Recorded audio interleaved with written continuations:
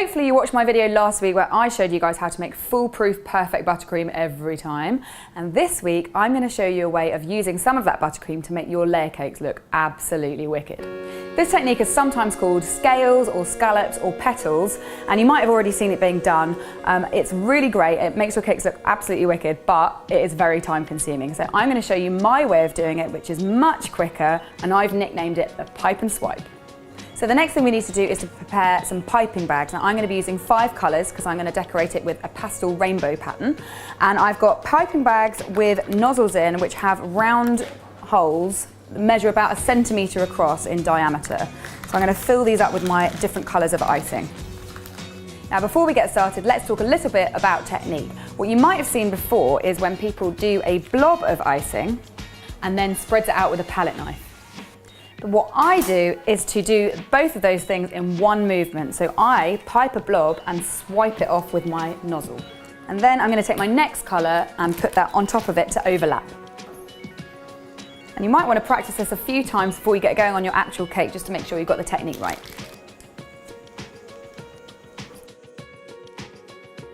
Now that we've got our technique down, we need a cake. I've already crumb coated and filled this cake. And if you want to learn how to do that, then please click on the link now to watch a video on that. And now all that remains is to transfer our piping skills onto this guy. To begin with, I'm going to pipe and swipe a vertical line from the bottom to the top using all my colours.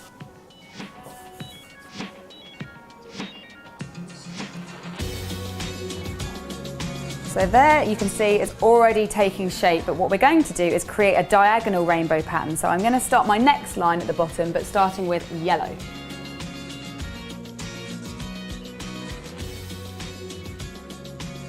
I'm only putting a small amount of icing in my piping bags because I'm going to be holding onto them for quite a long time and I don't want them to melt, and also the longer it stays in the piping bag, the more aerated the buttercream becomes. And then just continue that pattern until you've done all the sides.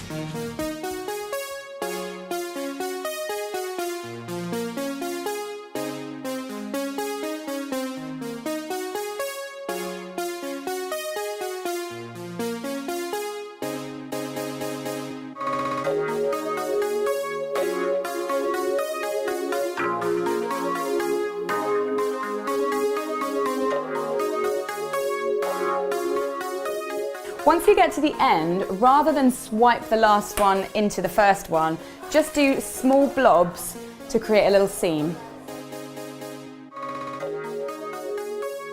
So now that we've done the sides, it's time to turn our attention to the top, and I'm going to pipe and swipe in concentric circles to create a kind of flower. And you can see I'm kind of continuing the diagonal line of each colour when I pipe.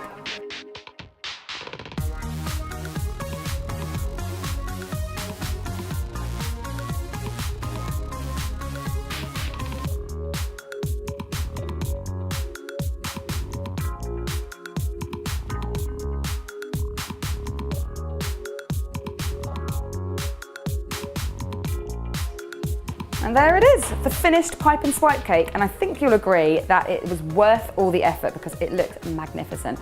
And you can use this technique with all the same colour icing if you want, or maybe ombre it. It's completely up to you. Now that you know how to do it, you can do whatever you like. Thanks for watching. I hope you have loads of fun making this, and if you do make it, please tag me using #CupcakeGemma on Twitter and Instagram because I'd love to see how you get on. And you should follow me on Instagram, CupcakeGemma, and also Crumbs and Doilies if you want to see more cakey goodness.